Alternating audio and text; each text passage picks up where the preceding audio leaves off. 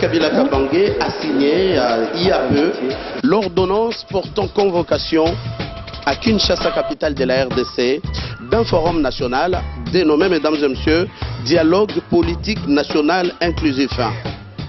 Nous sommes ici à l'hôtel du gouvernement où des journalistes de la RDC reçoivent Madame la vice-ministre du budget qui va répondre à nos questions sur l'opportunité de la tenue de ces grands dialogues qui va réunir les Congolais. Nous accueillons Madame la vice-ministre du budget, Maître Ernestine Nyoka, qui est notre invitée dans cette émission, une exclusivité spéciale. Madame la ministre, bienvenue.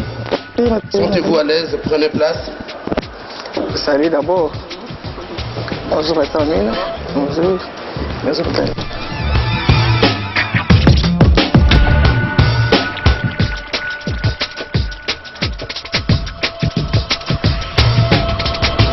Maître Ernestine Nyoka, vous êtes la vice-ministre du budget de la République démocratique du Congo.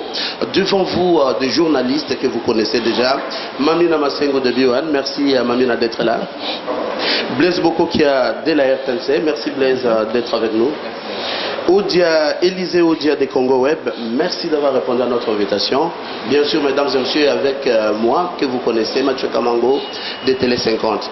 Maître Ernestine, il y a peu, vous avez été un de ces grands communicateurs de la grande famille politique en RDC, la majorité présidentielle.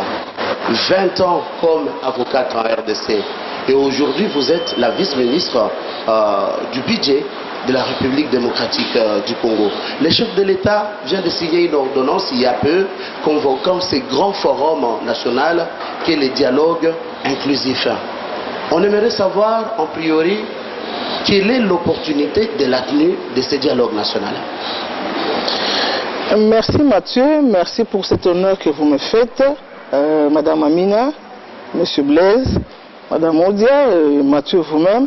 Je dois d'abord dire que je suis agréablement surprise de constater que j'ai devant moi au moins une parité, une parité de journalistes, deux hommes, deux femmes.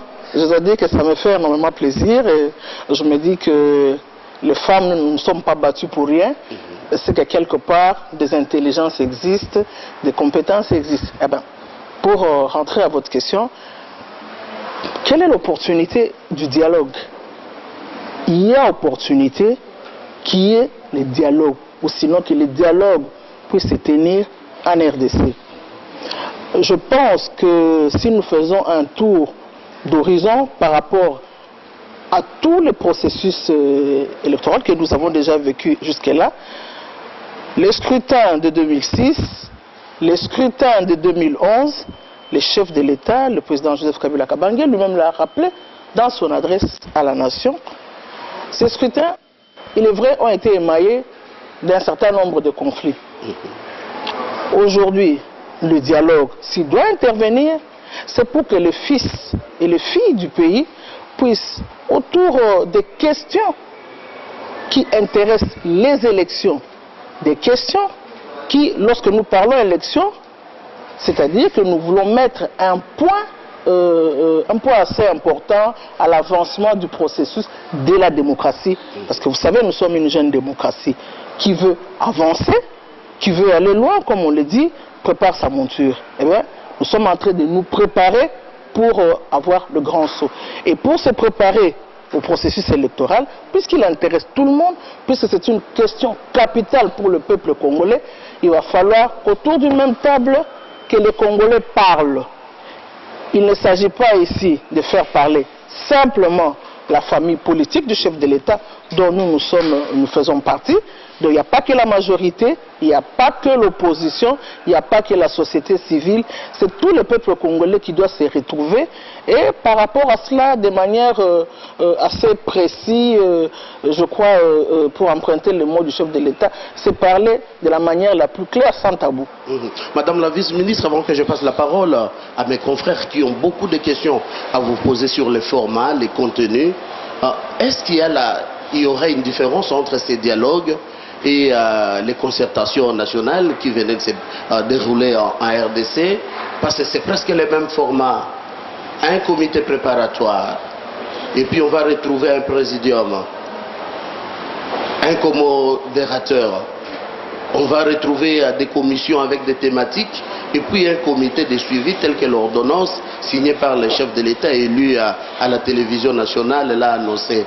Est-ce qu'il y aura une différence entre les consultations et ces grands forums qu'est le dialogue? Mathieu, à ce que je sache, il ne s'agit pas d'une première dans notre pays que l'on parle du dialogue national, même si les termes parfois se diffèrent, dialogue, concertation, conférence nationale, toute autre forme de conférence, il ne s'agit pas de la première fois. Nous en avons déjà eu d'autres. Après l'indépendance, on a eu la conférence de Tananarivo, on a eu plusieurs autres conférences, parlons de celle la plus récente. Nous avons eu la conférence nationale souveraine, nous avons eu les concertations nationales, mais nous avons aussi, entre toutes ces différentes conférences, eu d'autres rencontres politiques qui ont rassemblé les fils et les filles de ces pays qui devaient prendre, sinon baliser le chemin pour une certaine avancée politique.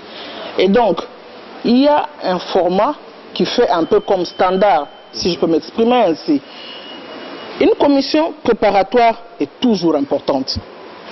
C'est autour de cette commission que se tracera en fait les grandes lignes.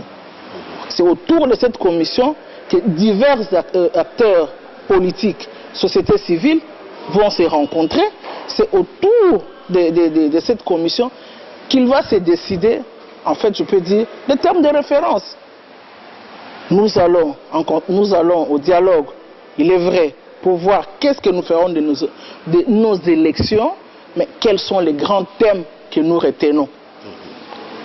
Au-delà des élections, est-ce qu'il y a un autre problème politique qui peut être discuté? C'est autour de cette commission-là que les choses doivent être faites. Et format, donc disons, il faut attendre plutôt que la commission préparatoire soit mise en place, que la commission préparatoire, puisqu'elle est appelée préparatoire, donc c'est elle qui va baliser la plupart des chemins avant que les travaux proprement dit ne commencent. Parce qu'on ne peut pas aller au dialogue comme si on allait dans une jungle sans avoir en tête qu'est-ce que nous ferons, qu'est-ce que nous dirons, pour quel timing, pour quel type de délégué, pour quel... je dirais, quel nombre de délégués, chaque structure politique aura quelle représentation. Tout ça, ce sont des problèmes qui doivent être élagués au niveau de la commission préparatoire. Madame Nyoka, si je vous pose la question, ce dialogue sera-t-il un succès? J'imagine que vous répondrez que ça sera un succès. Ça veut dire quoi, un succès? Dans toute rêve humaine, les imperfections existent. Nous ne pouvons pas dire que tout ce que nous ferons ou tout ce que nous avons toujours fait a toujours été parfait. Mais je pense que lorsqu'on gouverne des hommes, on essaye davantage d'aplanir, sinon d'élaguer ce qui peut faire comme objet de conflit et ce qui peut faire enlever à notre pays, parce qu'il faut se dire que nous avons une paix que nous avons chèrement acquise, une paix sur laquelle nous nous sommes réellement battus pour que le pays soit aussi pacifié et pour qu'il y ait une unité au sein du pays. Je crois que lorsqu'on fait ce genre de forum, on privilégie la stabilité, on privilégie la paix. Eh bien, la paix, pour l'avoir, il y a un prix à payer. C'est pour des raisons de cohésion nationale que s'étaient tenues les concertations nationales, aujourd'hui le dialogue. Au lendemain de cette adresse du chef de l'État, les leaders de l'opposition qui s'opposent à ce dialogue ont campé sur leur position. Pourquoi pas un dialogue réellement, véritablement inclusif avec tout le monde, si c'est dans l'intérêt de tous? Un dialogue inclusif, c'est possible. Et c'est même cela le vœu du chef de l'État. Un dialogue où vont se retrouver tous les fils et filles de ce pays. Mais il faut encore que les différents acteurs politiques trouvent de l'intérêt à venir assister à ces dialogues. Lorsque l'on a des problèmes, il vaut mieux venir poser les problèmes que rester dans son coin et se dire cette question-là, nous on ne vient pas et ne nous intéresse pas. Je crois que la politique de la chaise vide, bien que ce soit un droit, n'a jamais payé. Alors, il y a les contestations du G7, du groupe qu'on appelle de Sainte-Thérèse, qui était entre autres l'auteur des émeutes des 19, 20 et 21 janvier, qui continue à dire non à ce dialogue. Est-ce qu'on ne va pas là au-devant justement des lendemains électoraux tumultueux que voudrait éviter le chef de l'État? C'est pour éviter ce que vous appelez courant tumultueux que le chef de l'État, en tant que garant de la nation, nous invite au dialogue. Il va falloir aller discuter la question du processus électoral, puisque c'est celle-là qui amène beaucoup de conflits. Qu'est-ce que nous faisons, qu'est-ce que nous ferons pour sécuriser ce processus électoral? Il y a des gens qui posent des problèmes sur la question du fichier électoral. Que feront les Congolais de l'étranger? Que vont faire les nouveaux majeurs? Tout ça, ce sont des questions qui sont capitales. Il vaut mieux en parler qu'un chacun donne son argumentaire, sinon son point de vue là-dessus. Parlons de dialogue. Quand on se base également sur ce qu'a annoncé le discours du chef de l'État, vous ne pensez pas qu'il vient un peu de jeter un pavé dans la mare quand il annonce par exemple qu'il faudrait réfléchir autour de modes de scrutin moins coûteux? Est-ce qu'on ne va pas vers la révision de la Constitution? Je crois que lorsqu'on réfléchit à un problème, il faut être le plus clair possible. Quand c'est possible, il ne faut pas avoir des agendas cachés. Le chef de l'État, je crois qu'il a suffisamment démontré. La question des élections, c'est une question qui appelle de fond. On ne peut pas parler élection sans avoir au préalable soi-même dans cette vestiaire des financements propres qui appellent à ces élections. Et par rapport à cela, nous avons la CENI. C'est elle l'organe attitré. C'est l'institution constitutionnelle qui organise les élections. La CENI donne son budget. Mais par rapport à ces budgets, ça dépend. Tel type de scrutin a un budget approprié. Tel autre type de scrutin a un budget approprié. Les élections locales, provinciales, ils ont un budget. Les élections provinciales, sénatoriales et celles de gouverneurs, ils ont un budget. Les élections législatives nationales et les présidentielles aussi ont un budget. Alors, par rapport à ça, il y a le réalisme qu'il faut appeler. Et par rapport à ce réalisme, voir qu'est-ce que nous avons réellement, comment nous pouvons faire les choses. Dans un pays où on ne cesse de vanter le cadre macroéconomique est stable, la conjoncture économique, le taux de croissance qui est tout le temps, qui frôle les 2 chiffres, et qu'on vienne par la suite nous brandir qu'on n'a pas assez de moyens pour organiser des élections dans les meilleures des conditions. C'est pas un peu paradoxal ou jusque-là, on nous a juste caché la vérité et que le pays ne va pas si bien qu'on le pense? Non, Madame Ozia, je crois qu'il faut faire la part des choses. Avoir de fond le cadre, la stabilité du cadre macroéconomique, ces éléments-là, ce ne sont pas de l'heure. Particulièrement le cadre macroéconomique. Vous ne pouvez pas gérer économiquement un pays sans avoir pu soutenir ou préserver les fondamentaux de l'économie. Le cadre macroéconomique est important. Si le cadre est, comment je dirais, s'il est flottant, vous pouvez être sûr que la suite, telle que les taux d'échange, aujourd'hui nous avons une certaine stabilité. Nous avons un taux d'échange qui est assez stable. Il y a aussi les problèmes d'inflation. Si ce cadre macroéconomique n'est pas au rendez-vous, vous pouvez être sûr qu'on aura une inflation qui sera galopante, on aura les taux d'échange qui ne seraient pas au rendez-vous, ce qui va davantage gêner le panier de la ménagère. Et donc, nous devons être soucieux de ce cadre macroéconomique. Mais au-delà de cela, il ne faut pas dire que le pays ne va pas bien. Le pays, pour qu'il avance dans la structure actuelle, nous savons tous que le monde aujourd'hui, c'est un village, un grand village, comment je dirais, un village mondial, global, globalisant. C'est un village planétaire. Vous n'avancez pas vous-même, rien que la RDC elle-même, elle ne saura pas avancer.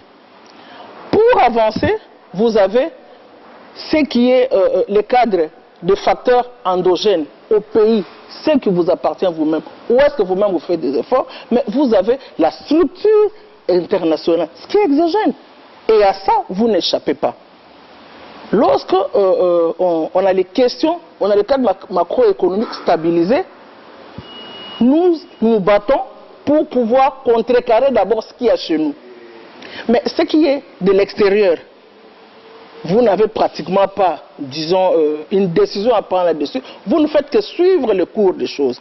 Aujourd'hui, par exemple, sur le plan international, il y a des grandes discussions autour des matières premières telles que le minerai. Et nous savons que dans notre pays, dans l'aspect mobilisation des recettes, nous sommes un peu tributaires, un peu trop tributaires des non-minéraux. Mais que valent aujourd'hui les prix sur le plan international? Nous savons par exemple que le pétrole, le baril de pétrole qui s'est vendu hier à 100 $, aujourd'hui le baril de pétrole est en train de faire une chute très prononcée. On est à 40 $ aujourd'hui. Ce n'est pas la RDC qui décide sur le baril de pétrole. Sur les prix du cuivre, de l'or, des diamants, il y a autant, il y avait hier des prix qui permettaient que nous puissions avoir une certaine stabilité, il y a des prix qui sont en train de diminuer davantage. Alors, si dans le pays, vous ne vous battez pas pour maîtriser un minimum,